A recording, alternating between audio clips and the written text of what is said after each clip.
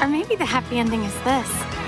Knowing that through all the unreturned phone calls and broken hearts, through all the blunders and misread signals, through all of the pain and embarrassment, you never, ever gave up hope. Save me. Maybe the happy ending is this. Knowing after all the unreturned phone calls, broken hearts, through the blunders and misread signals, through all the pain and embarrassment, you never gave up on spoilers! Woo! What embarrassment? A lot of pain. I get the pain. That makes sense. The first 100 episodes. Hey everybody, welcome to Spoilers. We got a sick crew tonight and a small boat, but a special guest. We're going to do this in person, but then disease struck the Spoilers family, so that's where we're at. We're spoiling 2009's classic, He's Just Not That Into You. And my opening question tonight, we'll go from south to north. Let's mix it up a little bit. It's kind of an open-ended question, but any romance, dating, relationship, love advice that you have or you would give to your younger self? Because I think most of our audience is younger than me and significantly younger than Josh. So maybe there's some wisdom we can Probably impart. half the age. Josh, aren't we the same age? No, Josh is much older. It's the wisdom that comes through, Allie. Right. That's what it is. South to north. I'll go first, and I'll let you guys have some time to think. This is Pappy, the most southest in Goshen, Indiana. Pretty simple advice, actually. And it might sound corny, but I think you have to love yourself first. I think it's important. I think you gotta be confident in who you are. Be secure in who you are. People find that attractive. And if you don't love yourself, you can't expect someone else to love you. And also put the toilet seat down. Women like that. But Stevie, I think you're the next most southest. Man. Like advice for my younger self or just... No, this is advice for Pappy. Yeah, forgive me. He advice. asked the question. I mean, this will sound corny too, but like, my wife and I have been together for, well, let's see, we've been together for 17 years, married for, I think, 8 this June. Best advice I would have for anyone in a long-term relationship or hoping to be, or even for my younger self, is change is organic. It's not forced. That shit happens over a long period of time. And either it does or it doesn't. Forced change. What kind of change? Anything. I mean, like, my wife had to housebreak me. I used to be the messiest human being of all time. And... Are you smoking nature spirits out there? No. Natural spirits? What the hell are they? Do you feel like, though, it wasn't so much her housebreaking you, but maybe you just became more aware with living with somebody else? I became more cognizant that it was affecting my wife. So you're just considerate. Yes. That's good advice. It's like I had like a whole personality change. It was just me wanting to make my wife happy. And like that stuff takes time and it's not immediate. That's the best advice I would have for my younger self. I'm writing that down. Be considerate. That's good. Just be friendly. Be friendly. Josh, impart some wisdom on us younger folks. Never leave your natural American spirits in your pocket. Don't do it. No. Be honest. That could be... What an anti-smoking movie this is, really. Wow. Is that really what judgy. we're really going to hit on? It's like, what is that about? This whole movie's about tobacco. I would say it's a commitment. And you do have to do, like, little things that you don't want to do, to Stevie's point. Like, you're not used to this. You don't want to do it. You have to, like, work it in and realize the checks and balances. And, like, it's just a choice. And I think, like, as human beings that live on Earth, I don't think most of us, like, believe in magic, right? So don't expect like you to see a spark or to see a like one star in the sky when you go out, like it's real life and you have to actually like choose a person. Don't believe in magic. Got it. This is great. Did you put that in your vows? Josh's vow, this ain't no fairy tale. I appreciate your that sense of, because I think it's holding yourself accountable to yourself and that person, that it's not always this feeling. I think that's what you're getting at. And there's going to be so many people that we could potentially have connection with, but the love, and I would even say the romance, comes in with choosing that person consistently, even when it doesn't maybe feel great. That was Allie recording from USA, I think, right? That's what you said last time. Yeah. Got a big Did you laugh. say USA? Thank you for remembering. You haven't been on in a while. It's been since the Robin Hood episode. Robin since we've Hood. had you. Good to have you back. I'm glad to be back. Is it my turn to share a little advice? Yeah, definitely. Well, I'm so glad that you asked the only divorced person here about romance. Actually, I do have a tidbit, and my ex-husband and I we have a good co-parenting relationship. And looking back at young Allie and thinking about perhaps like how I would perceive things, like the advice would be just not to take things so personally. I don't think we were meant to be married. I mean, I'm happy it happened. So I don't think my behavior would necessarily have changed anything. But I think it's easy when you're like, someone comes home in like a bad mood to, make it about yourself. And I feel like you can show up better, whether, it's a romantic relationship or friendship, when you're just not taking things so personally. It's easier to be curious about someone's, like, if they are sad or mad or whatever it is that they're feeling, if we're not making it about ourselves. So that would be my advice. Is not to take things so personally. Pappy asked a doozy on this one. Thanks, Allie. Love, Colin. It's Was not that too personal. That's a good one. We got don't believe in magic, be courteous, and Love be is not courteous. Just be nice. Be considerate. Right, yeah. And, the reason I ask, obviously, I think this is the first rom-com, Stevie, in the history of spoilers. Have we done a romantic comedy? Forgetting before? Sarah Marshall. Yeah, I guess. I mean, that's like the ultimate rom-com. Is this a rom-com? I think it would be in Blockbuster, in the rom-com section. Is this a rom? Coming out hot already. What? How do you feel, Stevie, about the rom-com genre in general? Let's start One of my there. all-time favorites. I think it's one of the most awesome genres there is. It needs a stronger comeback than every year we just get like, oh, this is this year's rom-com. There's one. I feel like growing up in the 90s, there was a million rom-coms, and I grew up on them because I grew up with all women. While You Were Sleeping, it's like my mom's favorite movie of all time. Oh, yeah, that's a great one. One of the ultimate rom-coms. It's one of my all-time favorite genres, honestly. And I wish there was a stronger push for it to come back in the studios. We're doing that here today. We're advocating for the rom-com. Today You're on right. Spoilers. We're bringing it back. It's an exciting day, you're right. Was that something like, so Sandra Bullock, were those some of your first female crushes since growing up? Oh, for sure. Yeah. Oh, yeah. Hope floats all day. Like, I've seen a million Sandra Bullock rom-coms. Yeah. See, I think it's good for the pod, Josh, because when I picked this on 101 Dalmatians, you said, sounds lame.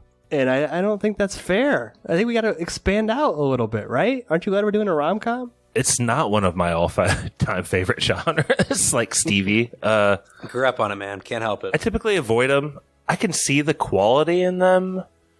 I don't go seeking out uncomfortable feelings a lot. as you guys know. So, like, Yeah. rom-coms and the Pixars aren't my favorite. You know? I love being uncomfortable. Why? It's literally uncomfortable. No, I get what you're saying. I do feel like romantic comedies are somewhat responsible for this sort of idealistic, unrealistic, I guess I should say, type of relationship. And maybe that's where you came in with your advice, that it's like there's not a it's not rooted in anything super substantial outside of like this sort of hopefulness that, you know, that we find a person, right? Can't wait till my daughters listen to this. My daughters are going to listen to this in like 15 years and be like, oh, Dad doesn't believe in romantic love. Great. Or Life magic. is hopeless. Like, Josh, would you be angry if we did like back-to-back rom-coms? No. His This voice isn't. got, This is like, interesting. 5 octaves higher. No. No. Like, what if it was a Jack Nicholson rom-com? Would that entice you? We're going. It's no Thief. Let's put it that way. No, but Something's Gotta Give would be a great one to spoil. That's all I'm saying. Choose it. If I you win might. trivia, do it. I might. Corey, who's normally on the podcast, once famously said that he would never do a podcast on a rom-com. And I feel like he's missing out because I feel like there's a lot to unpack here. You know, we can talk about the characters. We can talk about what they're saying within the movie and if we agree with it. But there's one thing I want to talk about first before we get into the movie, and that's the structure of the movie. And I don't know if there's like a name for this, but he's just not that into you as like Love Actually or Crash. Crash Stevie, syndrome. Don't call it Crash. Don't call it Crash. Valentine's Day, New Year's Eve. New Year's Eve. Nashville, Southland Tales. I think this is like the highest degree of difficulty to pull off in a movie. You guys know what I'm trying to like say here with like this structure? To make it good. Yeah. And to make it not 3 hours freaking long. So what's your question, Pap? I don't know. Like, how would you, like, what are your thoughts on, I tried to come up with a name for it. I don't think there is one. I'm calling it like a spider web. Holiday Ensemble? Yeah, that could work. It's like when you draw all the characters and their connections, it's like a spider web movie. TM. Oh, yeah, when they're sort of overlapping. And have you guys seen that series, is it Modern Love? I've seen a couple episodes. Yeah. On Prime. Where all the characters, they're sort of intertwined and connected in some way. I enjoy that. Were there any of the connections between the characters that like surprised you or added extra intrigue? I'm just asking to the whole group because it is.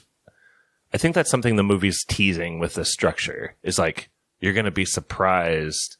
Like at one point, I thought like Bradley Cooper was going to be Drew Barrymore's husband or something. You know what I mean? They kind of bury some of those reveals within the structure. Like Jennifer Connelly pops up at some point as we see them individually first, and then we see that they're married. Yeah, probably like 3 or 4 scenes each before we see where they're married, right? Yeah. I have a little diagram here. I'll put it in the Skype chat. I searched for... Charlie Day from Always Sunny style? Yeah, I don't know if I can put it in the Skype chat, but it's like, it looks like that. It looks like a Charlie Day board. You got lines going everywhere, co-workers, Pepe Sylvier. roommates, yeah.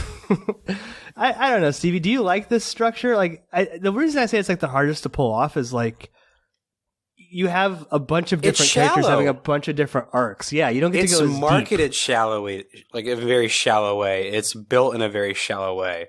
I would say this movie is probably a little less shallow than the other holiday movies. But like Magnolia is a good movie. Like Dazed and Confused is kind of like this. Like it can be done. It can be done. Dazed and Confused to me though it's kind of like a yearn for like nostalgia though, in a way, if that makes sense. The nostalgia also makes it a little more easy to jump into and get with immediately. This movie doesn't have that. This movie doesn't have some, grand sweeping epic tale of adventure or, something against the clock. It's just relationship troubles across the board. And it's kind of... There's some wizardry pulled off in this movie in the third act. I don't know. I have to think that Carrie Fisher wrote the end of this movie, because it does not line up with the beginning of this movie at all. But overall, Pat, what I'm trying to say is these movies are not meant to be anything like but shallow at face. Yeah, I don't know. Like I said, I think there's good examples of it. I guess we'll see. We'll see. I think I know how you feel, Stevie. If we think this is a good example of it. I was trying to think about how to like structure this conversation. I think it might make sense just to take story by story and go through that rather than kind of like a chronological timeline of the movie. So if you haven't seen He's Just Not Into You, all these things are happening at once.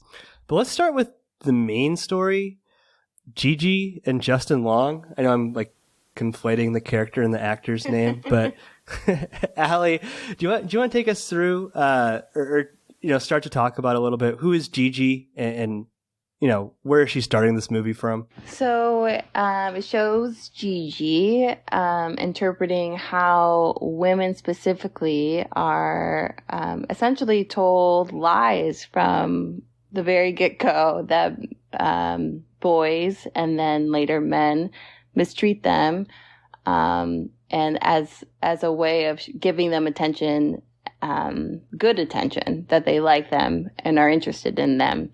And then later, as women are older and maybe seeking partners, that women just sort of affirm these lies by saying things like, oh, he's not calling because you're too good for him, or he's not calling because he's intimidated by you, and sort of making these leaps and assumptions to comfort maybe their friend who's upset that the man didn't call or person didn't call in an effort to like appease their feelings. So it sort of shows her, Gigi, going on dates and really quickly getting attached. And they definitely portray her as like sort of this manic personality. I feel like definitely an extreme version of a woman seeking out marriage. That definitely seems to be her goal, and to be in love, and just dissecting every text message she receives. And who wronged her? She's so attractive, but she's so like her self-confidence is so low. Yeah, absolutely. And then she meets Justin Long, and he sort of... She's so nice. She's so sweet. Oh my god! I think you said Justin Long's so nice. Justin Long is not nice in this movie. Gigi is just like she's such a cute girl, so straightforward and cute. You kind of want to slap all the dudes around a little bit in all of her scenes. I'm sorry to interject, Allie. No, it's wonderful. It's interesting though. It's going to be fun to hear your perspective, all of yours as males versus mine, because I thought Justin Long, he was a little maybe gruff with some of his, I guess, the way he relayed information and his beliefs, but I felt like he was very honest, which to me felt admirable. It's something that I liked about his character. Look, you seem like a cool girl, so I'm just gonna be honest with you. Connor's never gonna call you. Oh, really? How do you know? Because I'm a guy, and it's just how we do it. He said it was nice meeting me. I don't care if he said you were his favorite female since his mommy and Joni Cunningham. Over a week went by, okay, Gigi? And he didn't call you. But maybe he did call and I didn't get the message. Or maybe he lost my number, or is out of town, or got hit by a cab, or his grandma died. Or maybe he just didn't call because he has no interest in seeing you again. He's straight up with Gigi, but my problem was more with like the waitress that works for him when he clearly had like a one night stand with her and called her babe and all this stuff. Like, I don't know. That stuff was a little douchey. He's on his way to becoming a big time bar owner. Get out of his way. Stevie, you were sending me Oprah interviews of the writer. Do you think Justin Long's giving sound advice to Gigi? He's being honest, but is this good advice he's doling out? No. If a guy is treating you like shit, he doesn't give a shit about you. That's good advice. Like, don't Don't tolerate that. Maybe it's like the dialogue of this movie, which like this movie is like questions upon questions upon questions. And I don't know, this just seems like really, I don't know. Every relationship is different, and trying to paint everything as a catch-all or kind of like this guru self-help advice is just kind of weird in my opinion. Like, did you think his advice was good? I think mileage may vary on some of it. Like I said, if a person, someone you're dating is not treating you nice, then they don't really care about you. I think that's good advice. That ties back to what you said. That's just in life and be nice. That's just like life in general. If someone's not nice to you, like, okay. I feel like it was pretty common sense, you know? I feel like maybe she was really optimistic and, I don't know, making assumptions of what guys might have meant. And really, like, when she started to dissect phrases, like, he said, it was nice meeting me. So I think that means he's going to, whatever. He said it. Yep. Was it early in the conversation or later on? Because that changes the weight. Yeah. I don't think there was a ton of wisdom in what he was saying. I think it was just sort of like, I would hope that I would believe that for myself. But if like I was telling a friend, if I was coming to you guys and be like, this guy, told me it was really nice to meet me. What do you think? And you're like, yeah, who the fuck cares? It's tough to tell what the writers intended because I think you're supposed to like Justin Long, but from my point of view, it's kind of like Allie. He's being honest, but he's kind of just spewing shit all over the place. Bottom line is, he kind of likes spending time with Gigi, so he keeps hanging around, even subconsciously. That's that's not a terrible arc. Who's perfect out here? The greasiest thing, though, is him sleeping with like a subordinate. And then, that's bad. That's I agree. greasy, dude. Whoa. He didn't say he slept with her. They just took 10 shots of Patron and probably sloppy makeup. We know what fun is. We know what fun was, Josh. All right? We know what fun is. A long night of checkers. SEX. Fun. Yeah. Yes. No, that's really greasy. I don't know. That was just a weird part of the movie. So I was thinking after work, we could... No. Look, Kellyanne, what happened between us the other night was fun. It's definitely fun. But we're way understaffed tonight. I even have to man the bar. So that's why I scheduled you to work. So. Are we good? Nope, we're good. Okay. Hey, Kellyanne. Hey, babe, could you get the door? Thanks. I would also say, like, if a man gives a woman his phone number, that doesn't mean he's not interested, Like, I don't know. It's 2009. Wild times, baby. Yeah. He's just spraying shit against the wall to see what sticks. And there we go. He's trying to be like a big brother, I think, or something. Because she is pretty naive at the beginning. I know, Stevie, you said this movie didn't have that sense of nostalgia that Dazed and Confused had, but as someone who was younger than Josh, but still alive in 2009, this does have this nice mix of, like, the time when there were landlines and cell phones. Yeah. Was there any other nostalgia that stood out to you guys? That hit me like a ton of bricks when it was like Genie home phone. I was like, oh my God. Like those existed. I think Drew Barrymore has a MySpace page. That's the booty call in this movie, is MySpacing someone. Do you guys remember getting phone calls on the home line? Oh, yeah. Did that happen with, like, crushes? Yeah. Yeah? Kids today will never know. That was the scariest thing in the world. To call a girl's house and you didn't know who would answer. And the parent picks up. Is Kate there? All scared. Who's calling? Especially if you didn't have a cordless phone. There's no privacy. Oh, yeah. You're just in the kitchen talking in front of everybody who's looking at you. You know what's crazy is Trace and I live in her like childhood house, and we have a spot on the corner that we still call where the phone used to be. Like the landline. Awesome. That was like 20 years ago. You know, there's several counter spaces. You have to clarify, and that one's where the phone used to be. That's where it goes. Well, Josh, can you take us through as the relationship with Gigi and Justin Long unfolds? You know, there's some miscommunication that happens, but like we'll go through this whole story here, so feel free to take it as far as you want. But what's the turning point in their relationship? There's a point where Gigi realizes that Justin Long has been going out of his way to like hang out with her. And I think as an audience member, you're like participating in this with her. You're both like, hey, yeah, obviously he keeps calling. He ignored some chick that he's making out with to like give you advice. Bill probably is made up.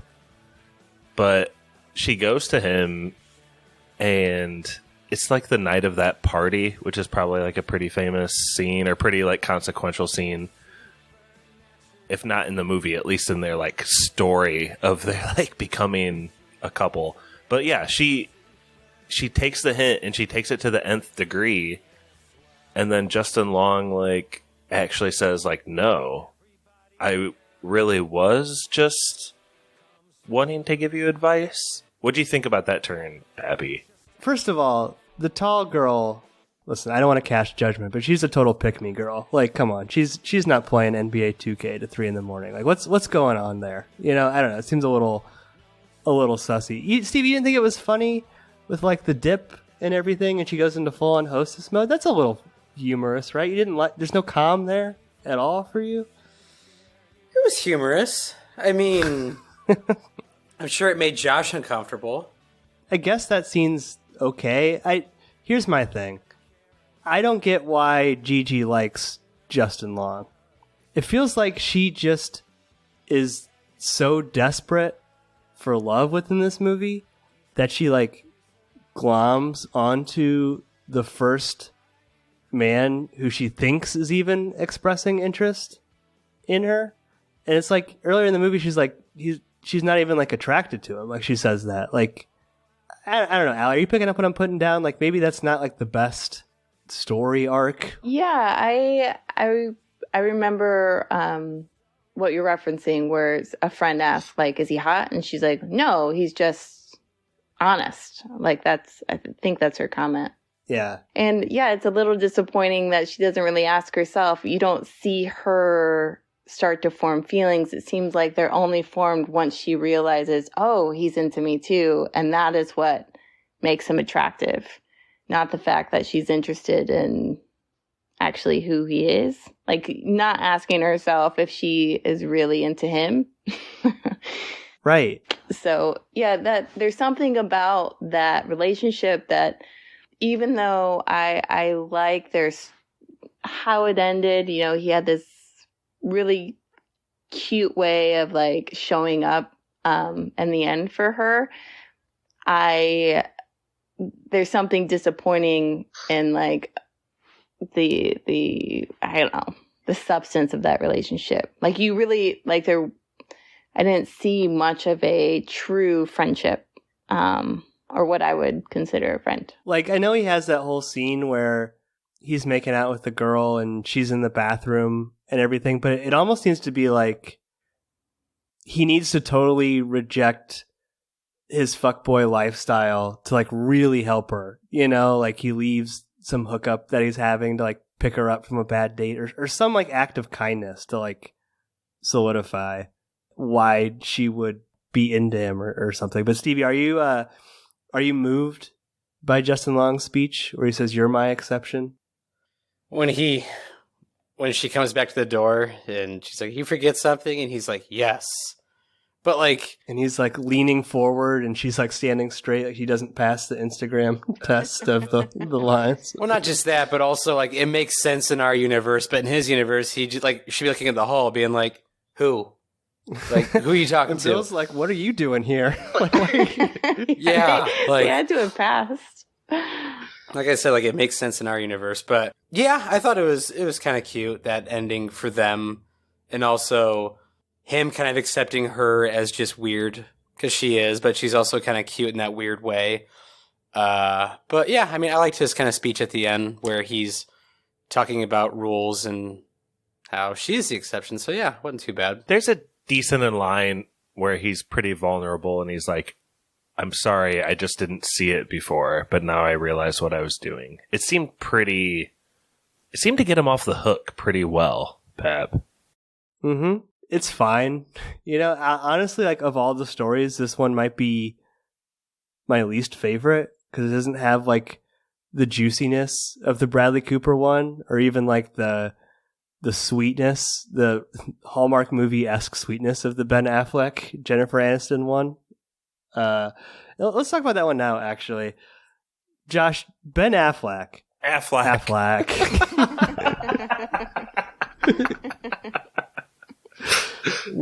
Almost a king of spoilers. Been in an incredible amount of movies. I think it's like almost double digits at this point. I don't know. I think he's looking good here. What do you think about this version? Rom-com Ben. My note is that this is probably peak Ben Affleck as far as looks go, don't you think? I agree. Yeah. This is before the donkeys and cigarettes. Before the back tattoo. Yeah. He's looking good. But also in my notes are he seems kind of like in some ways maybe a pale imitation of Ross Geller. Expound. What do you mean? It's like another tall dude with dark hair doting on Jennifer Aniston. I mean, it's pretty obvious comparison. Yeah, Okay. but like, yeah. What? No, just. Do you have Schwimmer fatigue? I mean, I always thought Ross was,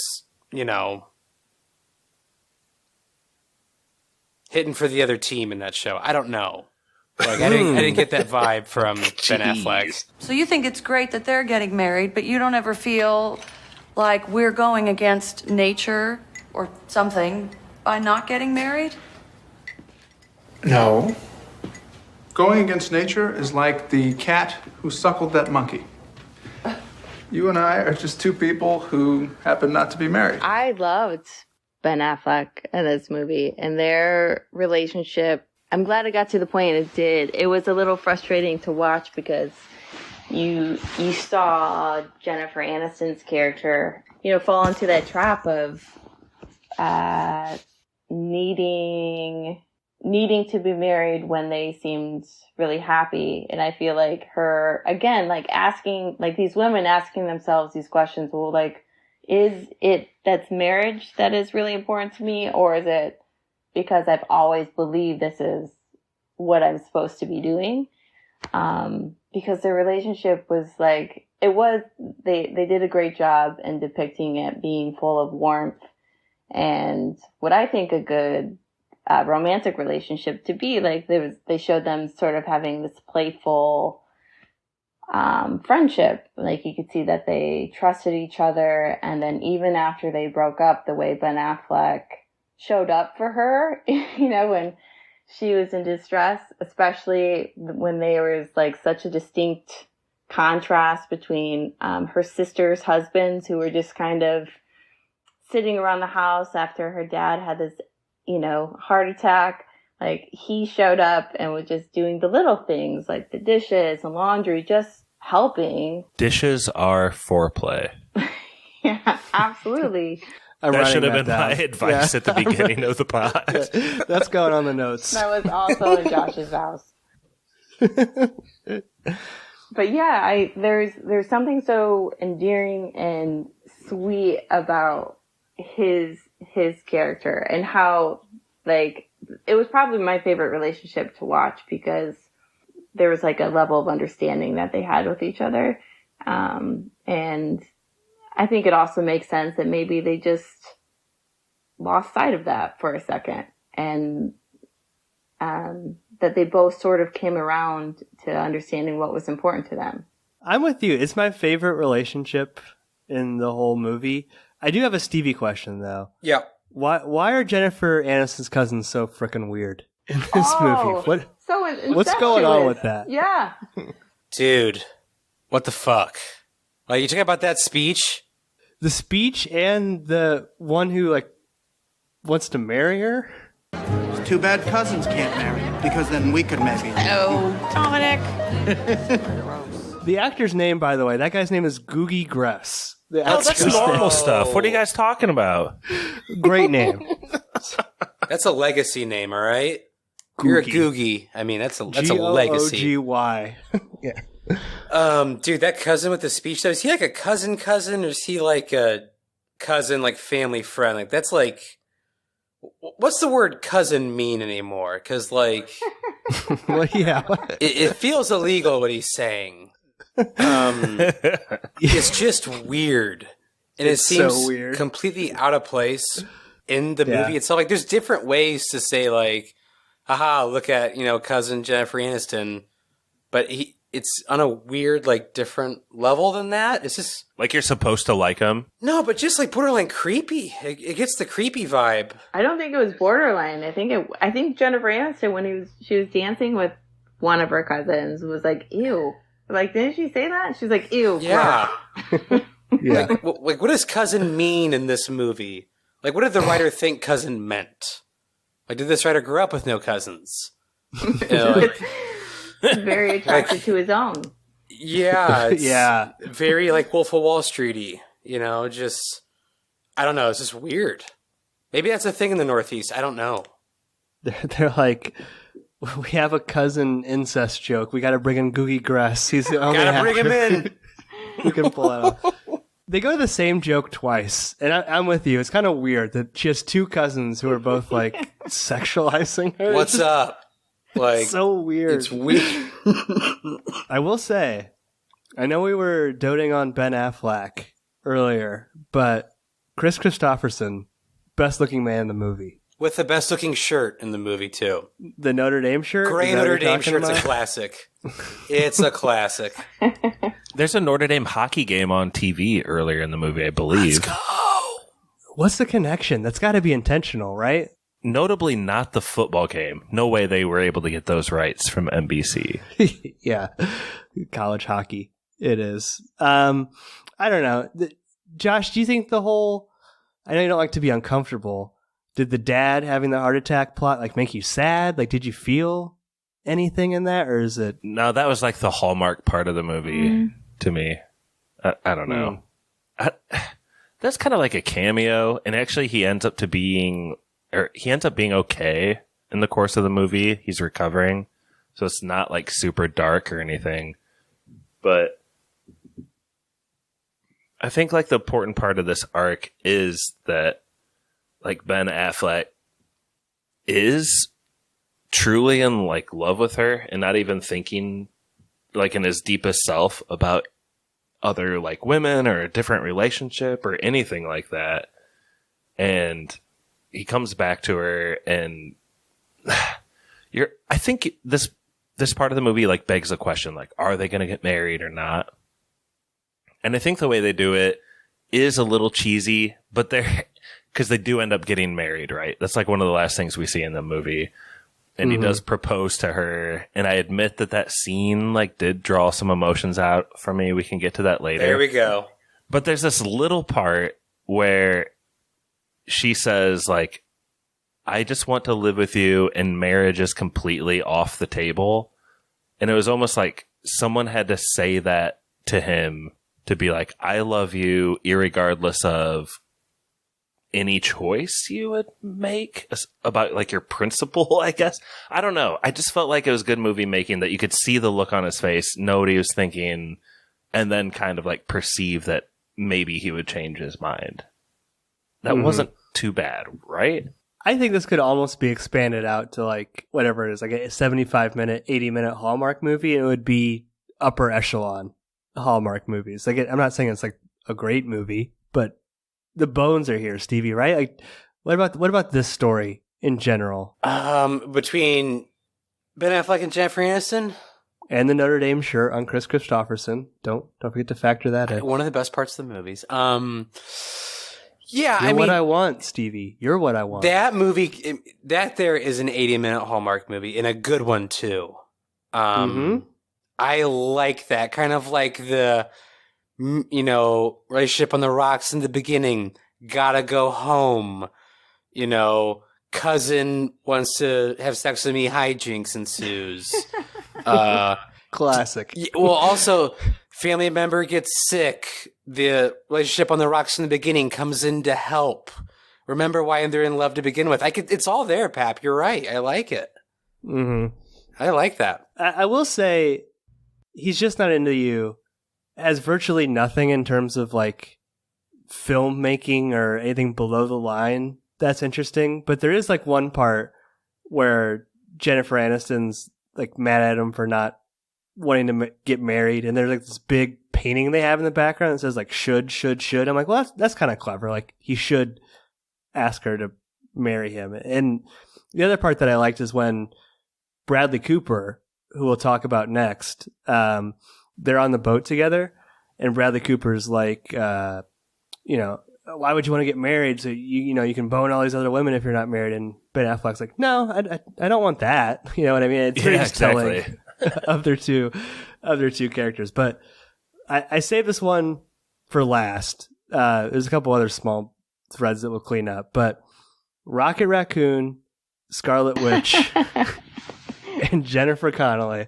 Allie, what from this story? You start anywhere you want, but what's going on here with this love triangle? Scarlet Witch, not to correct you, that's Black Widow. Oh, yeah, sorry, Black Widow. You. Good call. Thank you. I was actually about to do that. It's been a while. Good call. So Bradley Cooper is married to the beautiful Ginnifer Connelly, who we learn that they met in college sweethearts. She eventually gives him this ultimatum, like, we either break up or we get married, and they get married. He happens to run into Black Widow in the grocery store, and they just have this instant chemistry and hit it off right away, and sort of have this flirtatious encounter. He finds himself thinking about her all the time, and she also learns that Scarlett Johansson learns that he's married, but doesn't seem to bother her. You know, sort of romanticizes the idea of like, well, it doesn't mean that his wife is the one. Like, I could be the one. I could be the exception, right? And they start having an affair. That's some of that good advice in this movie. That's some of that. So many questions. Drew Barrymore gives the worst advice in the history of advice. Like, what is happening? That's terrible. But Steve, what do you mean by questions upon questions? You keep saying that. Like, what? Dude, what are you getting at insane? Here? Like, just explain. I don't. Well, a lot of this movie is written like a two-person stage play sometimes, and it's hard to look at on screen. And a lot of like Bradley Cooper is just like, what am I doing? We can be friends, right? Well, why are we doing this? Why did I get married? I don't know. Should you give me your card? Can I give you my card? That's okay, right? I don't know. Like, it's just question after question after fucking question. And what's supposed to be their ages, by the way? I'm really concerned about this part. What is supposed to be Bradley Cooper's age and ScarJo's age? I feel like Bradley probably looks early 30s, right? Late 20s, early 30s.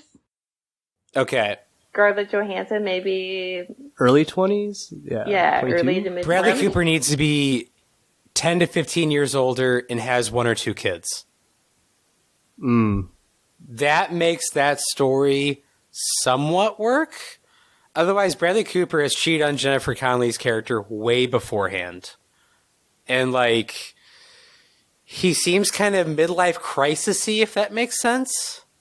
It just, I don't know, with that age, and it doesn't seem like they've been married for super long, like, it just doesn't seem to gel well, like, in this story, in this movie, if that makes sense. His character just needs Will Arnett of Smartless fame to give him some good, straight advice and kind of just wring his neck a little bit. That was interesting because Ben Affleck could have played that character really well in this movie.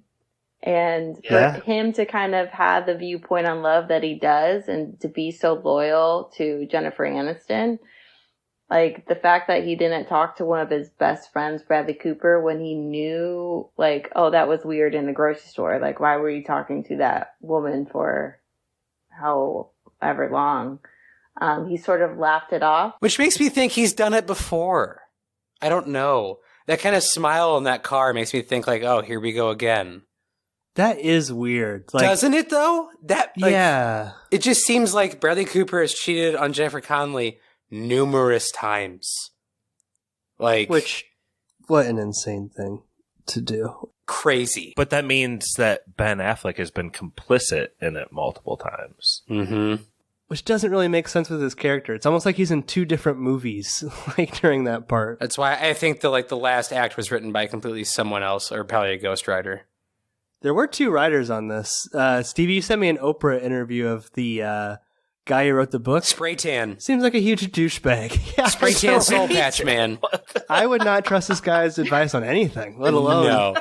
And you can definitely tell he wrote himself to be Justin Long's character. Like, you can tell it from a mile away, like, what this dude's, like, putting down.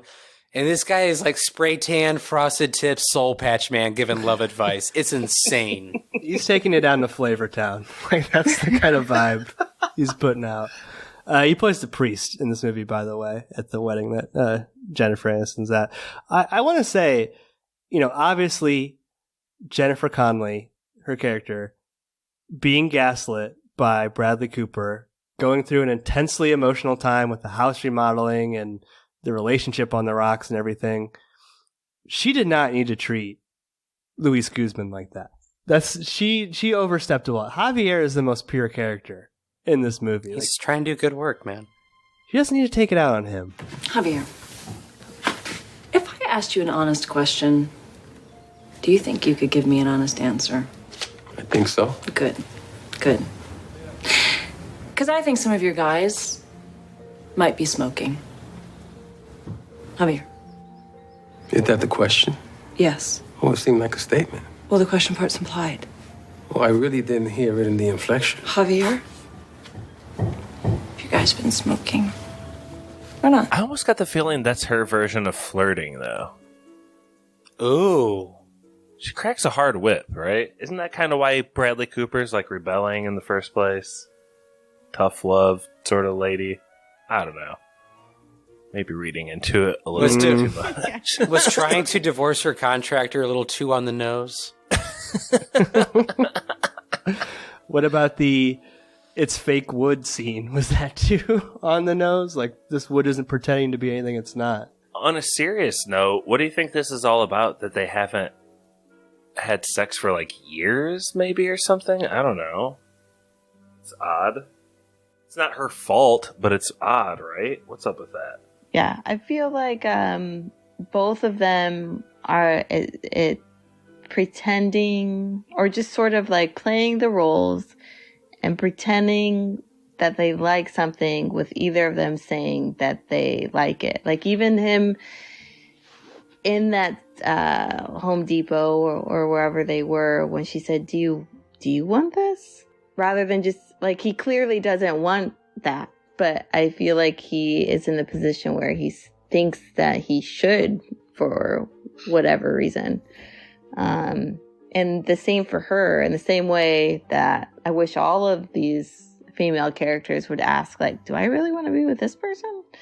Like, that would have been nice for her to ask that first versus asking him, like, don't you want this, right? You want to stay married? When she didn't really take the time to ask, like, oh, do I want to be married to this guy? Because I feel like her level of stress was so high because she on some level was already pretty unhappy. Like, I think they tried to allude to that by her sharing that, yeah, they haven't been intimate in a really long time.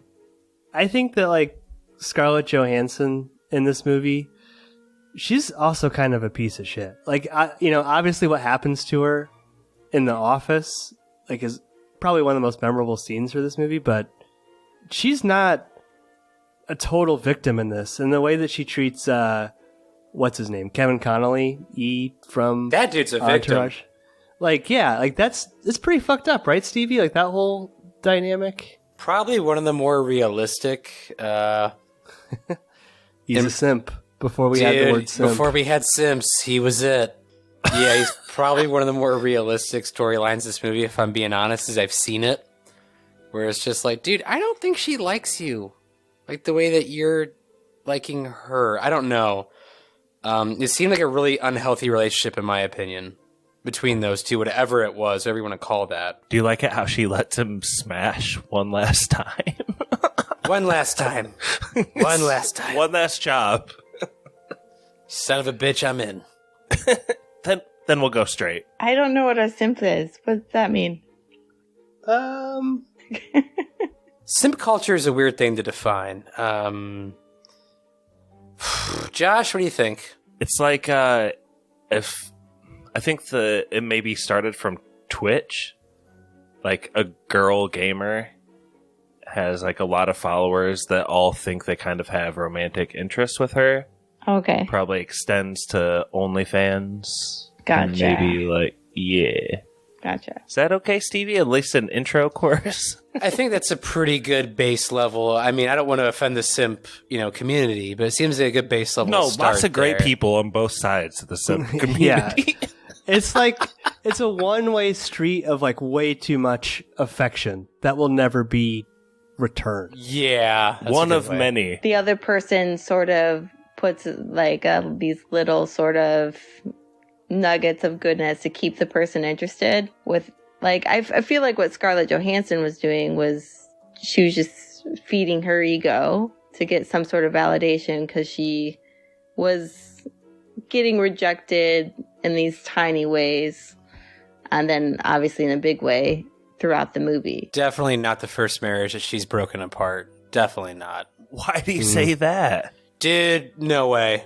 Someone like that, absolutely not. I think that's just someone that likes to go after married men, if I'm being honest with you. She's a bad person. Like, she's not a good person. Terrible person, in my opinion. It takes two to tango, but she's a bad person. There is a moment in the movie where they're talking about maybe we should just be friends. And she's like, yes. And then she takes her clothes off immediately. Dude, yeah. No way. No way. I mean, No I'm saying possible that's way. not the first marriage she's broken up. That's all I'm saying. This is probably third or fourth, easy. I mean, am I not allowed to have friends anymore? I mean, am I not allowed to be friends with people that are hot? I mean, what kind of reverse prejudice is that? I hear you.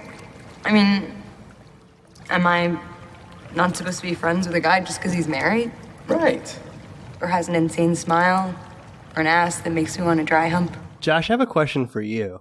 Kevin Connolly proposed this to Scarlett Johansson, but if you had to pick two for Stevie of smart, sexy, funny, cute, which two would you pick? Oh, dude, thank you so much for bringing this up. Yeah. Stevie's definitely sexy and cute. I appreciate that. I'm Two dumb. in the same column. I'm dumb. I'll take sexy and cute all day. It's really weird that this came up in this movie because before I had seen it, I had this little moment at work where someone, we moved offices recently, and the dry erase board that I moved into, I had to erase it, right? But it had this one note. There wasn't a ton on there, but there's one note. It said, pick one. Cheap, fast, or good. Or no, pick two. You can pick two out of the three, right? It can be good and fast, but it's not going to be cheap. It can be fast and cheap, but it's not going to be good. Yeah, you see what I'm saying? And so, I just in daydreaming once thought that literally meant, with people, Oh I feel my like gosh. it's pretty true. It's pretty true that you can pick two at most for people.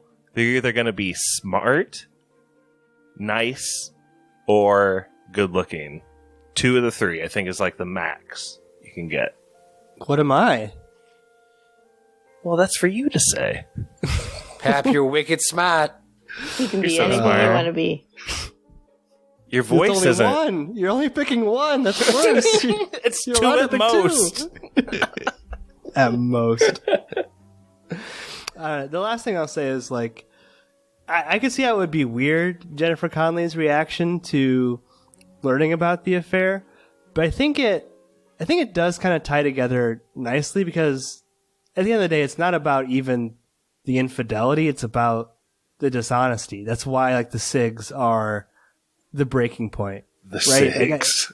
I mean, I think it's, I don't know. And her buying the carton of American Spirits is kind of like a good fuck you to him at the end of the movie. I don't know. I kind of like it. But there's a couple other loose ends to tie up, I guess. I want to mention this too. Stevie, how do you feel about the fourth wall breaking chapter titles? I feel like that's not something this movie needed, but did you like them? No. It's too much. It's a lot. It doesn't need it. I also don't like the sidewalk interviews. I just... No. I just don't get it as far as like a movie making perspective or from a storytelling perspective at all. Because we already have multiple perspectives. If we were just focusing on one story, maybe those sidewalk interviews could be there. But we're focusing on like 6 different love triangles here, and I just don't need it. It's already a long 2-hour movie. Yeah, it's a long runtime. It's a 2-hour rom-com. Yeah. 96 minutes, get in, get out. 2 hours, you're pushing it. Sandra Bullock could do that in what? An hour 20. Oh, easy. No, that's Knock a it out movie. that's a movie. Yeah. Yeah, like it's not. This movie is not When Harry Met Sally, right? And it feels like that's what it's going for on some level. But like when it's in When Harry Met Sally, it has this like charm of like feeling authentic, like these are real couples in love. With this, it's just like confusing. Like, why is Natasha Leggero talking about stalking a guy? Or like, why is this old lady talking about like how she had all these affairs and her husband's had all these affairs? It's just, I don't know. It's a bit weird. They're pretty bad, but I will say one small positive note is that I think like the post-credit or the mid-credit like inserts, I guess I should call them, those I feel like were set up well because they did that. So it felt like natural. It was kind of like a midpoint between bloopers and just like extra scenes or something. The rush hour bloopers, yeah. Gigi will return in the Avengers. How have we not done Rush Hour on this podcast? That's wild. That is wild to think about. Maybe you'll pick it if you win trivia. But do you guys have any final thoughts on He's Just Not Into You? He's just not that into you? What did you guys think of the third act? I definitely thought it was the strongest part of the whole movie. Yeah, what'd you mean by that earlier, Stevie? Like the third act was in a different... It just seemed like a completely different movie with a completely different writing tempo, writing voice. It seemed like Carrie Fisher got in there and did some work. The reason I keep bringing her up, she was like a legitimate script doctor in Hollywood. Oh yeah, she like fixed mountain upon mountain of movies in their scripts. She was like Dr. 101 when it came to fixing shit. It just seemed like a completely different movie. I don't know why. It just, the voice, the pacing, tempo, the way things kind of unfolded, just seemed like a much more seasoned screenwriter is behind it. What would have taken this movie to like a higher level of rom-com for me? It feels like it needed someone talented and funny to come in and like punch it up and make it better. Like the jokes better, you know, like we don't need 2 cousin incest jokes. Like maybe figure out a different joke. Run it back, Pap. Run it back. We need more. Just play the hits. Like, I mean, I honestly feel like that would have gone a long way. Like have someone funny take a pass at this.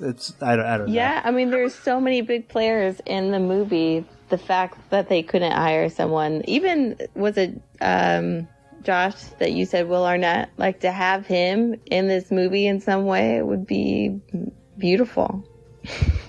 It is insane to think about like the collective box office of these actors. Yeah. Like it might be like $50 billion, if not more. Like it's insane like to think about. I mean, just like if you double up on the Avengers movies alone, it's nuts, let alone everything Ben Affleck's done.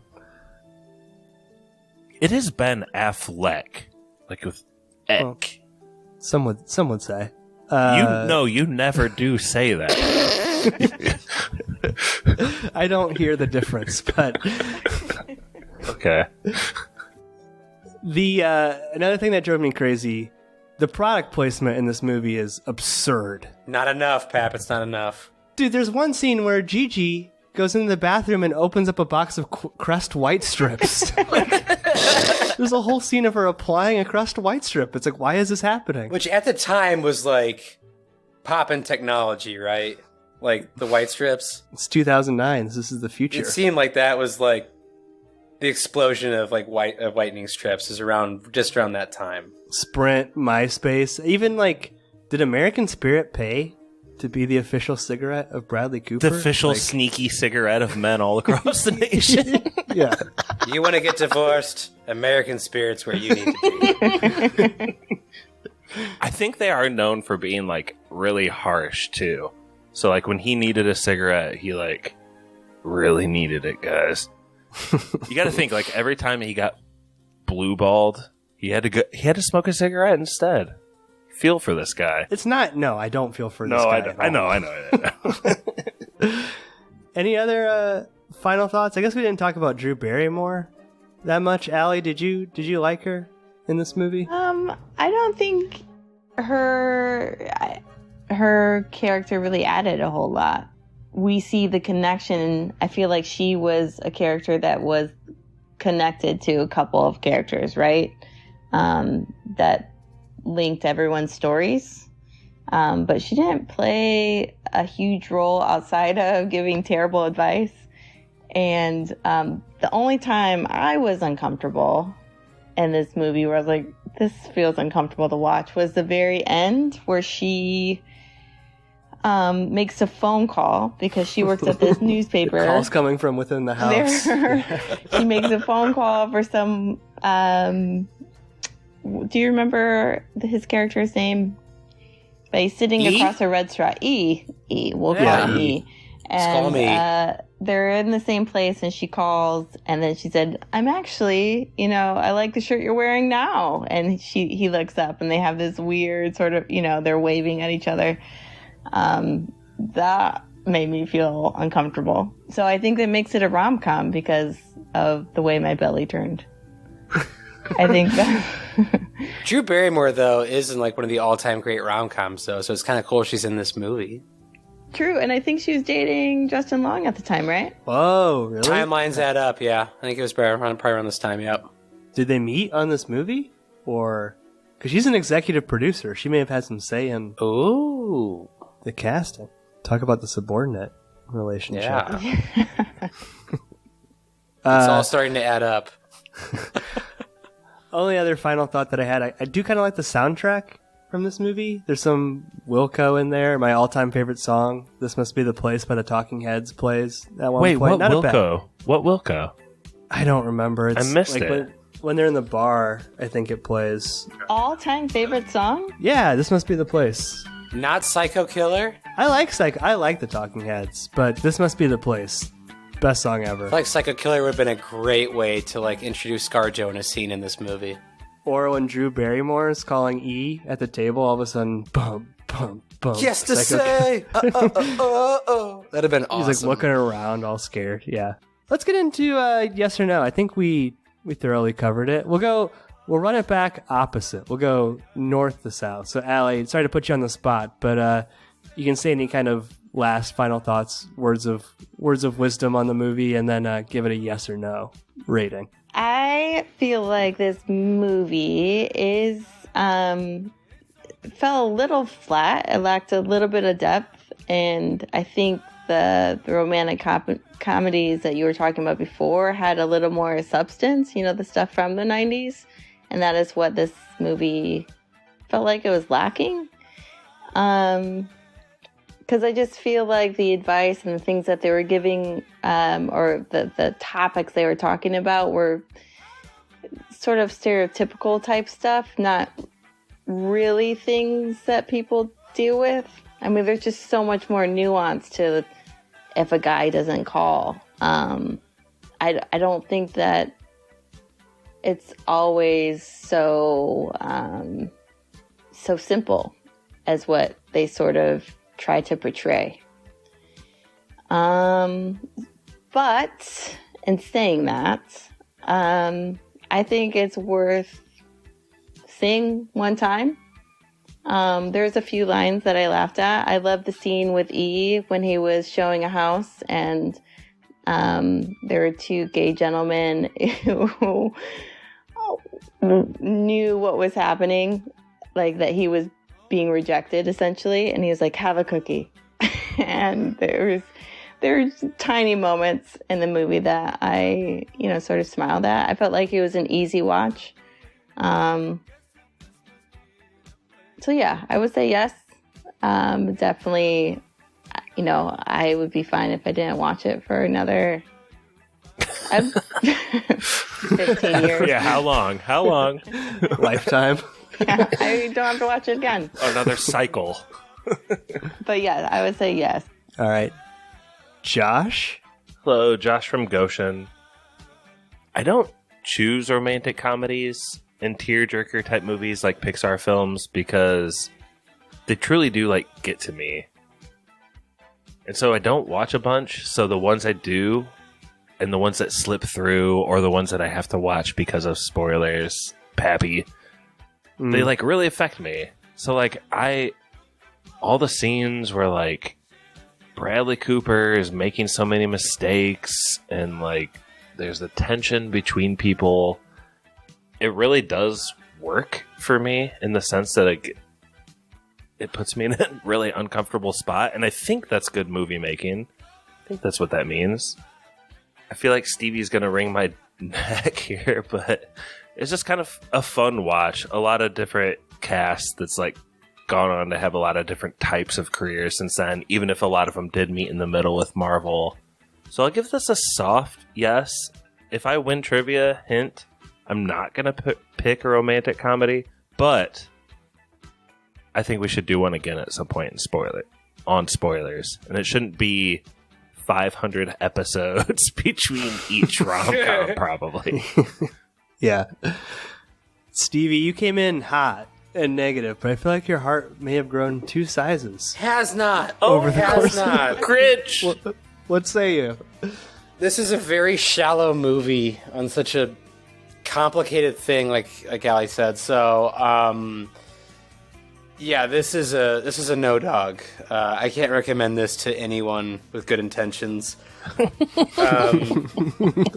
All I can do is recommend other movies these actors have been in. So I'll go Ginnifer Goodwin. You can watch Zootopia instead.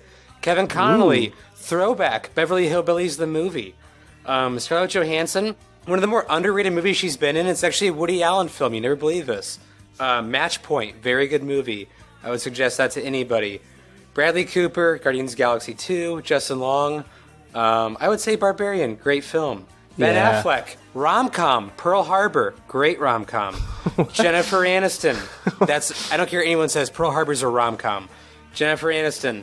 Adam Sandler never made a bad movie in Hawaii, and Jennifer Aniston's in one of them. Just go with it. Fantastic movie. Jennifer Connelly, I would recommend Dark City to anybody. It's a movie that we spoiled. Drew Barrymore, one of the all-time great rom-coms there is, Never Been Kissed. Donnie Darko! Yeah. Yeah, that's about all I got for that. So I'll say those movies you can watch instead. This movie's just a no dog. I'll leave it at that. What about Googie Gress? What else is he in?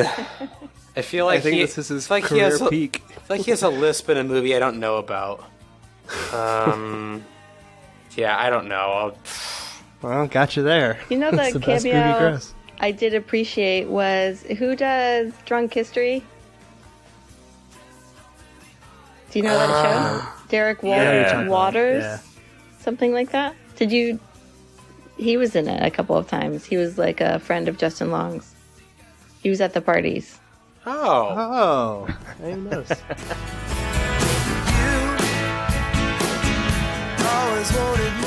Oh, Pap, one more thing. Yeah. Natasha Leggero is in a comedy show on Comedy Central called Another Period. It's one of the funniest things you can watch, the first 2 or 3 seasons. So I would recommend that for her. She is hysterically funny. She's really, really funny. Yeah, it's so weird. Her part in this movie is so weird. But, you know, it took a lot of heat from Stevie and Josh over the last couple months. Pappy. It was a hard one to do. And, you know, I did this because my girlfriend said that she doesn't like to listen to movies that she doesn't know about, and she knows about this one, and so I did it to be the Ben Affleck good guy, you know, meet in the middle type You person. told me on principle you would never pick a spoilers episode for a romantic interest. You've bent the knee, sir. Well, we'll do that, I guess. Write that down. Oh, how sweet. That said, it's just okay. You know, I mean, like, I don't know. I think the mileage varies quite a bit between these different stories. Like, listen, the love triangle with Scarlett Johansson is spicy, and I think that Jennifer Connelly's character, I kind of am picking up what she's putting down in a lot of cases, and like how she's displacing some of that stress. Like the Jennifer Aniston Ben Affleck one could be a really great Hallmark movie. I think the worst one by far is like the main story with Justin Long, and you know, I don't even know if I'm like really down with what the point, what the meaning of that story is. Like, I don't know if I agree with how it ends up. And yeah, I'm with Stevie too. For a rom-com, not a lot of great com in this, a lot of rom, but I will give it a soft yes. I think there's just enough here with the cast, with like the people who pop up in it, and like, oh shit, it's that guy. Like, there's enough there. I like the soundtrack. Soft yes. I'll leave it at that. Soft yes, not a hard yes. But I know, Josh, you said you wouldn't pick a rom-com. Maybe you'll change your mind. Let's go! After trivia. So this is called The Dating Ick. And the way this will work is, let me just pull up my score sheet here. I don't really know how many of these questions we're going to ask. We're just going to kind of play it by ear in terms of time. But I have a BuzzFeed quiz. Oh boy. The name of the quiz is First Date Icks.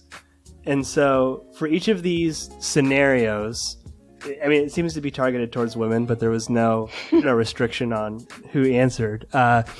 You have to guess what's the most answered choice of the three. It'll be more obvious as we get going. Now, the caveat, if you miss, Allie will get a chance to guess.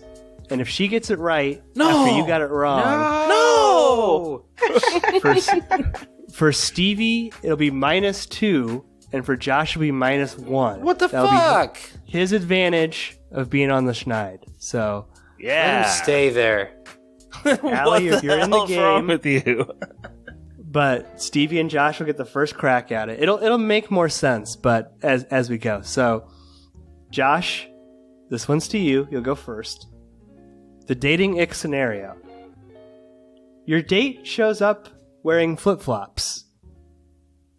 And the choices were A, that's 100% fine no matter where we are. I don't expect someone to go all out on a first date. B, totally depends on the atmosphere of the date. Mm-hmm. Or C, seriously? Don't show up in flip-flops under any circumstances, except if we're going to the beach. Which of those was the most responded to? Both selected by BuzzFeed quiz takers. Is it by women or mixed crowd? Like I said, this post feels like it's targeted towards women. C. Some of them... C? Can't do flip-flops as a dude. Or Allie? really... Oh, Josh got that wrong. Which do you think more Josh people is said? 100% correct, though. You can't. You just can't. A was 100% fine no matter where. B was totally depends on the atmosphere. It's B. Allie's right. Tell me an atmosphere besides the beach where it's good. Bowling alley. Ooh. So you're gonna wear socks with the flip flops, or are you gonna go just raw dog inside Socks those and bowling alley slides, shoes, bro. bro? Socks and What's slides. wrong with you? Stevie? Yeah. This is yours. And then this is why I think it was targeted towards women. But bullshit. You're dating Ick. Your date compares you to their mom. A. I really don't mind. They probably meant it as a compliment. B. As long as it's not a comparison to my mom's appearance, I probably don't care. C. Yikes. No. Deal breaker. Do not do this. Like the dude compares them to his mom? The only prompt is, your date compares you to their mom. C. C? Allie. I really don't mind, or as long as it's not a comparison to their appearance, I don't care. I think it's probably A. Stevie, you lucked out. It was B. Come on, 49%. Sorry, Jeff. 28,000 people said, as long as it's not about appearance.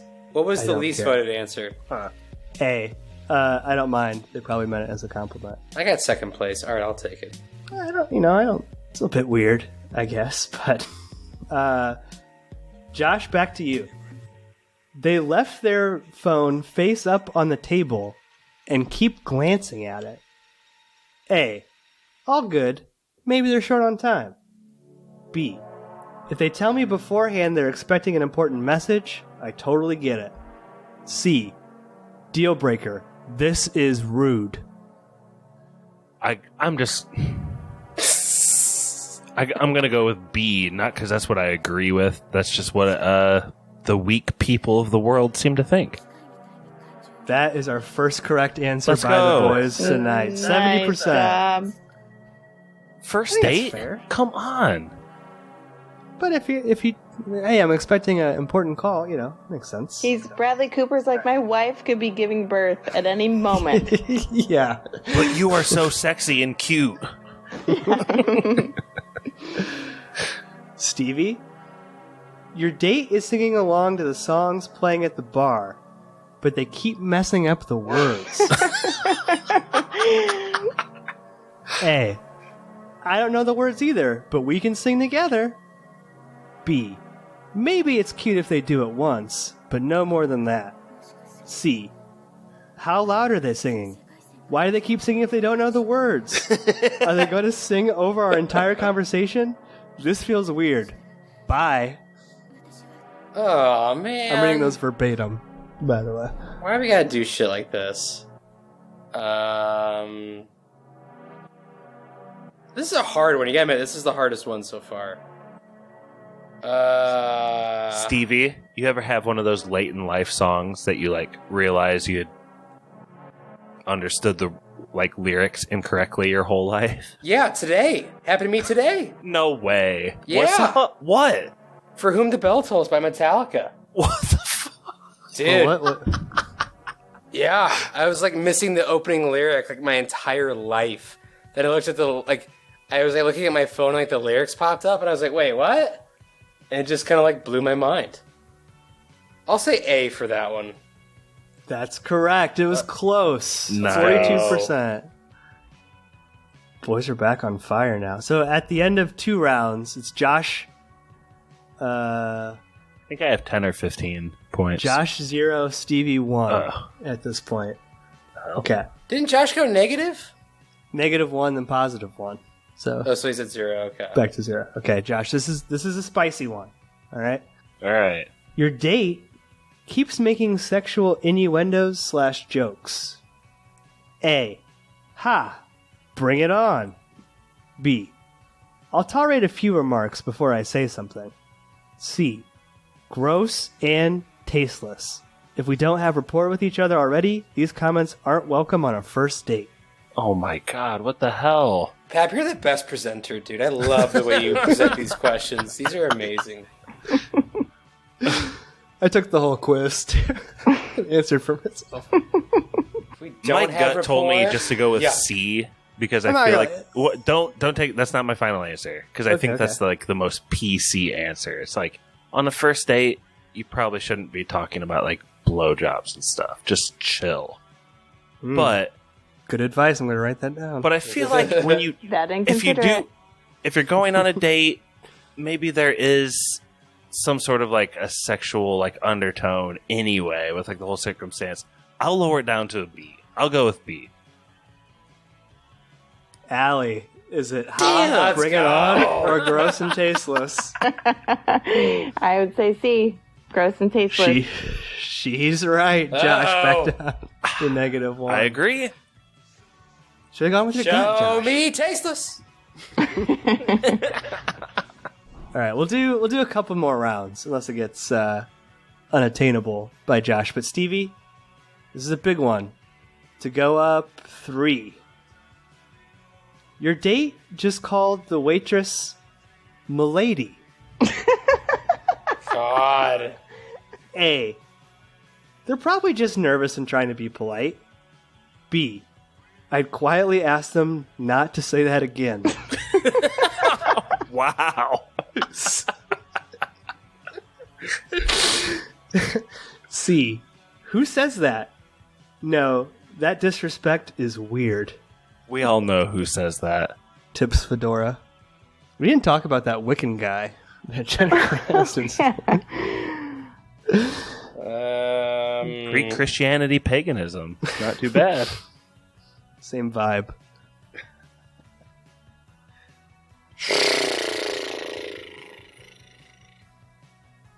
What was B again? I quietly asked them not to say that again. That's by far the best. That's what Bradley Cooper could not do this whole movie. Man, I just maybe girls are nicer than I thought. I'm gonna go with A. Allie. Let's go. I'd quietly ask them not to say that again, or who says that? No, that disrespect is weird. See, like, this is weird because I don't necessarily think it's disrespectful for someone to go, my lady. Like, how are they saying that? But I don't see someone saying, like, please don't say that. Like, there's something kind of weird and confrontational about, like, something that's not that big of a deal. So I'm going to go with C. C had 23,000 votes and was the most voted. We have a tie ball game, folks. -1 to -1. Allie is crushing it. All right, we'll keep going until there's a winner after a round. So we're in sudden death at this point, okay? Josh, your date just ordered for you without your permission. Okay. Ew. A. Cool. Now I don't have to make a decision. B. I'll let it slide if they're a regular at the bar/restaurant. C. There won't be a second date. This feels controlling. I really do have to go with my gut because I would be so pissed if someone ordered for me.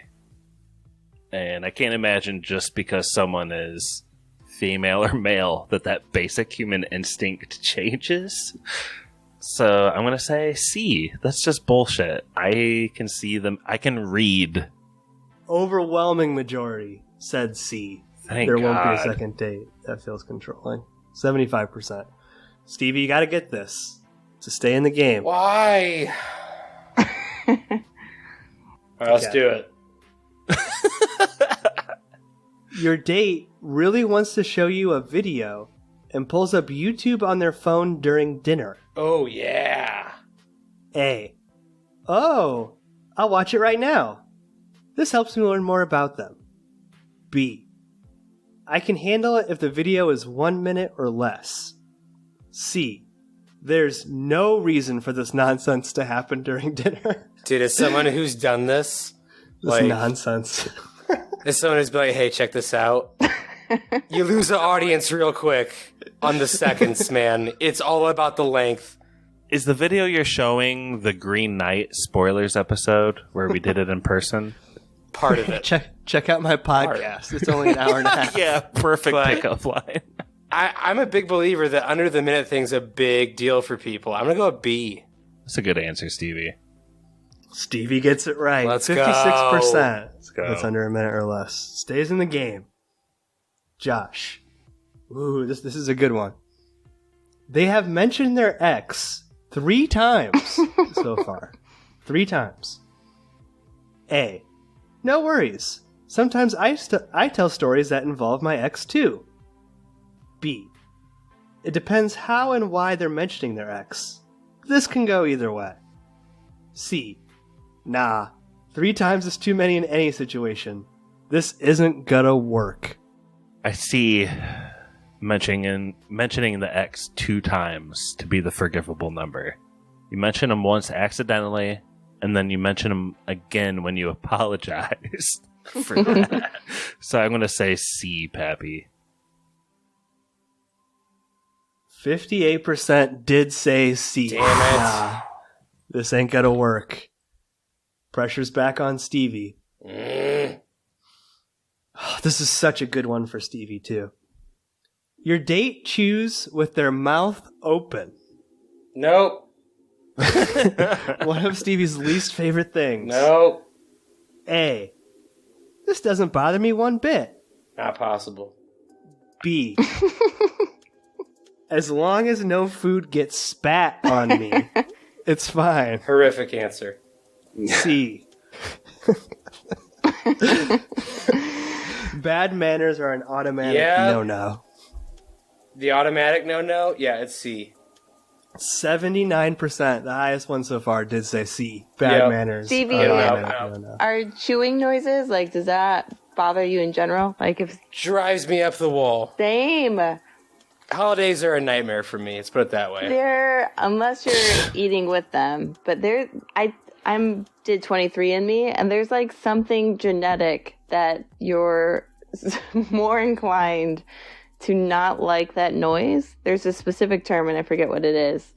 Like it is on the similar with traits. Like if you have blonde hair or brown hair, it'll be a list that says that you're less inclined to tolerate chewing noises. And I'm on that list too. I know a few people that trait has never touched their family a day in their lives. Yeah. Because it is insane. Stevie's family line lived millennia under if you chewed and you like smacked a little bit, you would be immediately killed. So I'm sure I have some like caveman family that were like killed on the spot, like during dinner. Positive of it. That's like the thing that scares you the most in a movie. Like it's not murder, it's not ghouls, it's not demons, it's smacking lips. Ooh, I hate it. All right, Josh. Gosh, these are like working out really well. I feel like this is a good one for you. Your date just said you've probably never heard of their favorite musical artists, Tame Impala and Kendrick Lamar. A. I'm honestly impressed. Those are some underground picks. B. I'll laugh like they're making a joke, and if they're completely serious, we may need to reevaluate. C. I hate that condensation. No thanks. And Josh will go on to describe everything about those artists. Probably never heard of Tame Impala and Kendrick Lamar. Yeah. What they're actually singing about? I will say my gut reaction is I probably would like giggle and expect they were joking. Because I would be. That's a good question, Pappy. Great questions all around, actually. This has been a great one. B. 62% did say B. Let's go. It was a joke. The boys have caught fire. They're back in the positives. 2-1, Josh. Stevie needs this to stay alive. They insist on photographing their food and your food before eating. A. I'll probably do the same. B. If they run a food blog or something, I'll let it slide. C. I will not wait to eat my food just so they can get a crappy pic. How good looking is the person? I can let Affleck in this let a movie. lot of things slide for a lot of stupid shit like that.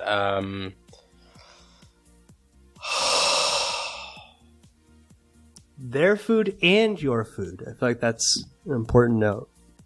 Like if she was hot, And she was like, I have an Insta page. Maybe. I'm pretty patient. I don't have to hear them chewing it either. They're just taking pictures of it. Right. I'll go with B. Wow. 52% did say B. It was a close one, but they'll let it slide. My goodness. It's based on the hotness. Okay. We're still in sudden death, Josh. Oh boy. Good one for this podcast. Very relevant. Your date just asked your favorite movie, then started explaining the plot to you. So let me read that again. Your date just asked your favorite movie, then started to explain the plot to you. Mm-hmm. A. I love how excited they are about my favorite movie. B. It depends on their tone.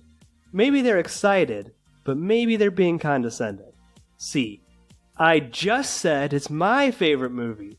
Why would I need to explain to me? Chill the fuck out. In all caps. I'm emphasizing the words in caps. I'm trying to convey the tone. Oh man, I feel like this gets really cynical. If it's your favorite movie and someone knows the plot that well, that's cool. Dig into it. A. Don't call for Allie. Don't Allie, do it. Josh picked the one with the least amount of votes. Oh. Only 8% said A. So yeah, is it? that's tough. I agree with Josh. I would say like, oh, we're connecting, and I would imagine that, I don't know, they're excited that it's also a movie that they know. But I'm guessing the answer from the masses is B. That is correct. 48% said B. Now it's not over, because if Stevie misses and Allie gets it right, Josh can still win. How can Josh win? That's so funny. Because you get -2 if you get it wrong. So it all comes down to this. All right, Stevie, for the game, there will be a winner after this question, one way or another. They just said they don't have any social media accounts. A. That's awesome and sounds really healthy. B. I don't care what they do online, but it's a little strange to think there's no trace of them. ... C. None at all? This is a red flag. Now, I know what I would say, which is that's awesome and really healthy. Because I have no social media. But sounds like a red flag to me. Let's find out what the masses think about Stevie. Yeah, I don't think so. The immediate red flag, I don't think it is, but I do, because what I think what would happen is, like, say, like, women want to try to, like, find me online. They'd be like, it's weird that he doesn't have anything at all, or, like, there's no trace of him online. So I would say, I'll say B. By 2%. That was the most responded answer. You're correct. B. A was a very close second. But Stevie, A was a close second? That's super. The one I thought that's that'd be awesome the and healthy. worst. No, only 10% said none at all. This is a red flag. Allie, where would you answer on this? A, B, or C? Just personally. Yeah, that doesn't bother me if they don't have social media. Yeah, so I would probably I think same. It's a bit understandable. Mm-hmm. But Stevie, despite the odds of having -2, you managed to win. You'll pick next week's movie. We'll give you a second to think about it while Spoiler Man reads some plugs. Special thank you to our patrons, Matt Troll, All right, I'm interpreting your silence as tacit compliance. Bye. Brother Brian, Like we're going against nature or something. Druid King, Innocent folks who happen to be working out near each other. Nick, The real master, I have to say, is me. 3 husbands, countless boyfriends. I haven't been caught yet. The Meg, Yeah, I'm looking at it right now. I'm not sure about this. Nurse Stacy, Yeah, I've been working here 18 months, 8 through 10. The Wolf,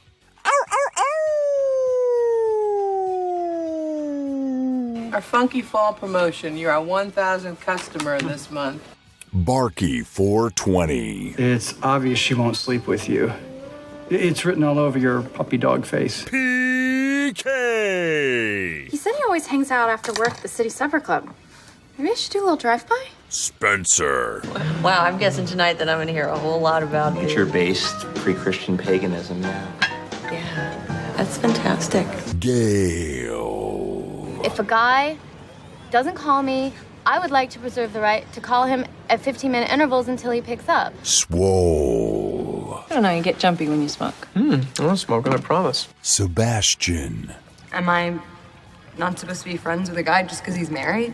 Right. Or has an insane smile? Or an ass that makes me want to dry hump? Dr. Lars. I just can't give you what you want. You're what I want. Our life together is what I want. Stone Cold Austin. Too bad cousins can't marry, because then we could maybe. Oh, Dominic. Nephew Quinn. I can't believe you're hot for Clinton. If you'd like to request an episode, hear your name read by Spoiler Man, or even just help us make podcasts, please check us out on patreon.com/spoilerspodcast. Be sure to check out Corey's podcast, Big Dumb Movie. Our email is podcastspoilers@gmail.com. Twitter is @spoilers_pod. Our Instagram is Podcast Spoilers. It's lit. Josh Hensley from the Rutabaga wrote our theme song. Please support this podcast by leaving us an iTunes review. To do this, 1. Search for Movie Spoilers. 2. Click on our orange Spoilers Bowl logo and scroll all the way to the bottom. 3. Leave us some stars and some words. Now you can check us out on Spotify, YouTube, Stitcher, Apple, and Google Podcasts. Spoilers is now available on Audible. And we're back. Stevie, before you reveal your movie, I just want to say, Allie, thank you so much again for being a guest on the pod. It's so fun when you're on. Glad you're on for this one. I love being here. Thank you so much for inviting me back. Shouldn't she plug her, book or anything she might want, Pappy? Yeah, well, yeah. Do you have anything you want to plug, Allie? Yeah, I could definitely plug my illustrations. I'm at alliemarie.co on Instagram, and I draw funny animals and fruits and veggies saying funny things, often influenced by cinema and television that I find really funny. So if that's, what a plug. Am I right? Did I sell it? Let's go. A lot of Bill Murray in there, which I love. A lot of Bill Murray. If you're following Spoilers, you should be following, was it .Allie? Allie.co? alliemarie.co. alliemarie.co as well. But Stevie, you won despite getting a -2. Great effort on the game. Thank you. What will we be spoiling next time? Sometime in the future. Josh is going to be a co-host because this is so weird. Schneid, but also I don't know. I feel like this would be one to be a good co-host on, because I feel like Josh was a little older than me when this kind of came out, and there's also kind of an older generational movie that people seem to like and gravitate towards. So I'll go at it this way. Is this Garden State? Oh God, no! I'll leave that to you and Brett to ruin that movie. That's the boomerist movie I like. I feel like I don't know where you're going with this. No, I feel like creative-wise, directing and writing, movies that get made like that, where you have a single director and a writer, you get a peek into that creator's soul. And I feel like this movie was made in very bad faith. No. And no. I've always been very anti this movie. And this movie, to me, is not only a Tarantino kind of snappy dialogue ripoff of the 90s. I think this movie is just made in purely bad faith. And I want Josh to kind of help me. Jeez. I'm side texting you right now, just in all caps. Don't do it. I think this movie is made in really bad faith by its creator, and it's time we tear it down a peg or two. And I want Josh to kind of help me ride the storm of how angry some are going to get. So, Josh, you and I together are going to co-host Leon the professional, my friend. Oh, Stevie, that's weird. Yeah. What a preamble. Well, that'll be an interesting conversation for sure. It needs to happen, though. I'm sick of this movie getting praise. It's time to tear it down. Maybe I was lighthearted as the He's Just Not That Into You podcast, but thank you once again to Allie. Thank you for listening.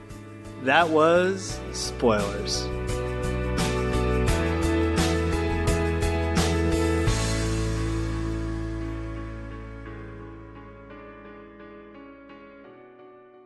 Got somebody else on?